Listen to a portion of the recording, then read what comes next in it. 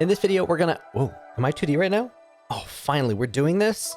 All right, well, first thing you should know, I am not a 2D animator, or more specifically, I'm an animator with very little experience working in 2D. All the same principles apply, of course, but the process and the tools are completely different. Oh, and this video is sponsored by Wacom, which is very exciting for me. Please don't screw this up. And you should also know that this is my first time really animating in 2D since I was like 14, so let's get started. Now, most of the time when someone brings up YouTube animators, people think of these storytime animation videos in 2D. And there are some super talented artists behind some of these types of content, which I've gotten to know and meet a few of them at different events over the years, but I've been wanting to try a video like this for a while. And if this one goes well, maybe I'll use this medium to tell a few stories, like the time I Mission Impossible my way into Ryan Gosling's red carpet party in the south of France, where I met Doctor Who and Jon Snow took a picture of me with the voice of Hiccup.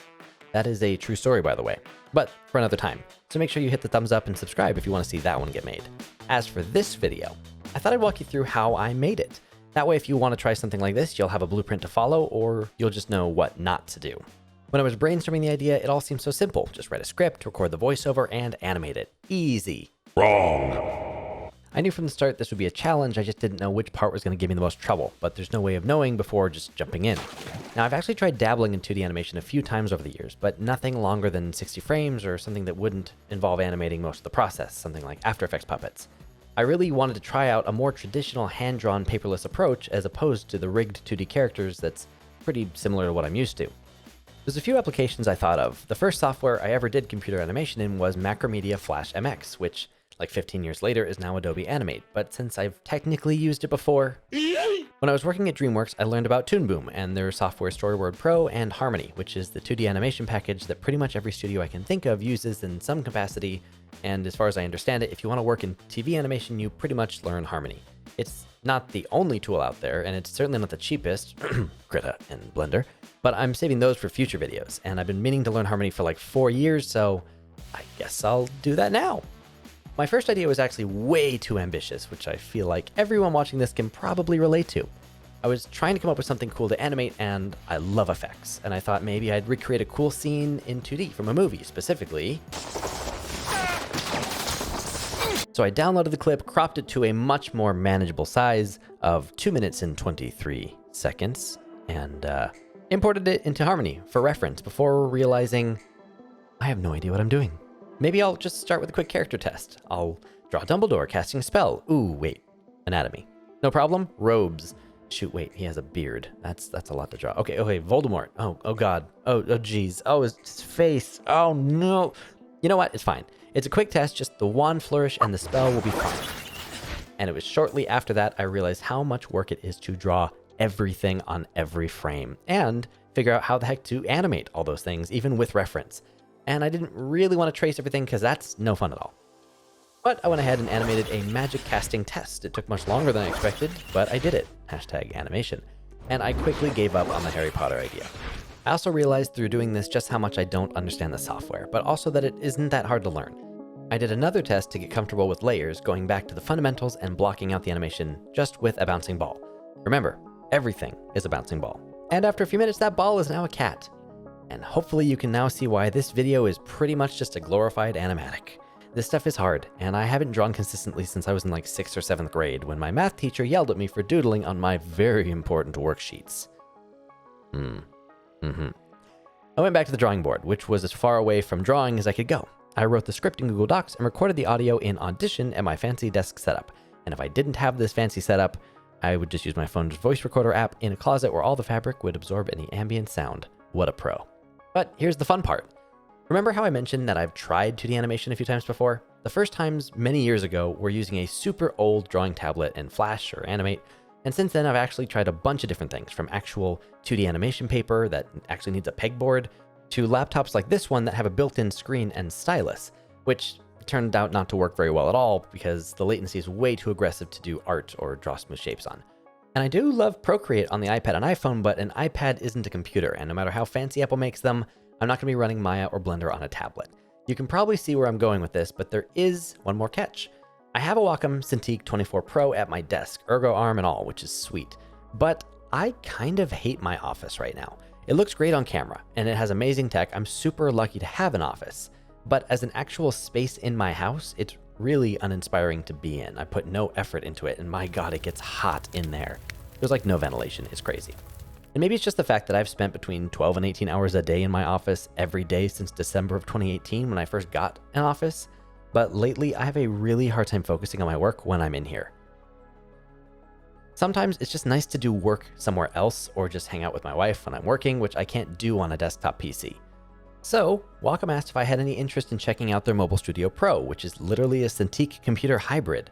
And now you can see why this video is sponsored by Wacom, right? It's also one of their most expensive products, but if I'm being 100% honest, I haven't set foot in my office for like a week and a half, and it's been amazing. I've been using the Mobile Studio Pro to do everything involved in this video, from the 2D testing, the final production, in addition to all my usual stuff in Maya, Blender, even some of the software the computer ships with. It has this suite called the Boris FX suite, which I hadn't heard of before, but it's completely new to me, but really cool, and apparently used in all kinds of cool productions. So I've been trying this out, and I've been enjoying it. It's fun to learn new things.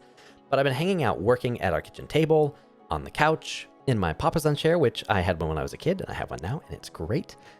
Jess's office, the backyard, front yard, the kitchen, one-wheeling, driving, even in the shower.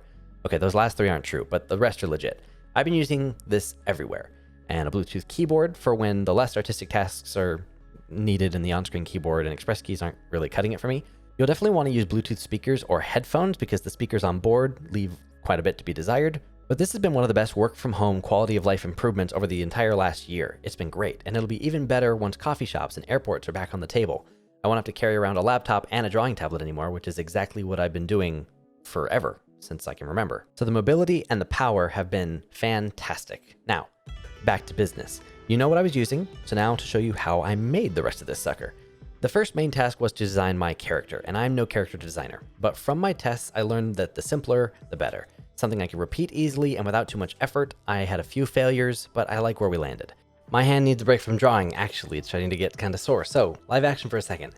Now, in the workflow of animation, I was actually planning on doing like a library of poses. I wanted to draw a bunch of lip shapes. I actually did do that. I drew a bunch of mouth shapes and hand poses, and was going to put them into a library and just kind of drag them in when I needed them. That way I wouldn't have to redraw things all the time.